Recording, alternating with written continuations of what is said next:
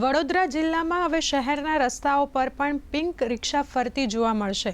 Alembic foundation દ્વારા મહિલાઓને આત્મનિર્ભર કરવા જરૂરિયાતમંદ મહિલાઓને રિક્ષા ચલાવવાની તાલીમ આપીને તેમને રિક્ષા પણ અપાવી છે। ગતરોજ પોલીસ કમિશનરની ઉપસ્થિતિમાં 9 જરૂરિયાતમંદ મહિલાઓને પિંક સીએનજી રિક્ષામાં આપવામાં આવી હતી। મહિલાઓને ડ્રાઇવિંગ સ્કૂલ ટ્રેનરની મદદથી ઓટો રિક્ષા ડ્રાઇવિંગ માટે યોગ્ય તાલીમ આપવામાં આવી હતી અને વડોદરા આરટીઓ તરફથી ડ્રાઇવિંગ લાયસન્સ કઢાવી આપવામાં આવ્યું હતું। પિંક ઓટો રિક્ષા થકી મહિલાઓને રોજગારીની તકો પૂરી પાડવામાં આવી હતી।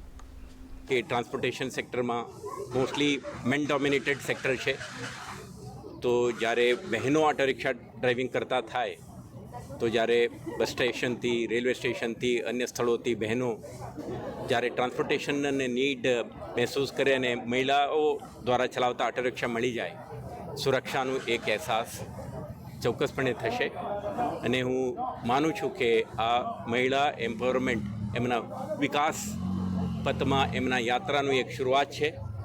છોકરીઓ જે સ્કૂલમાં જતા એકલી સાંજના પાછી આવે એના માટે પણ એ લોકો ટાઈઅપ કર્યું છે, એટલે એમને એ પ્રમાણે સારી રીતે યંગ ગર્લ્સને બી ચાન્સ મળે છે કે એ લોકો સેફલી જઈ શકે અને વિમેનને બી ચાન્સ મળે છે કે એ લોકો સારી રીતે પોતાનું જીવન સુધારી શકે।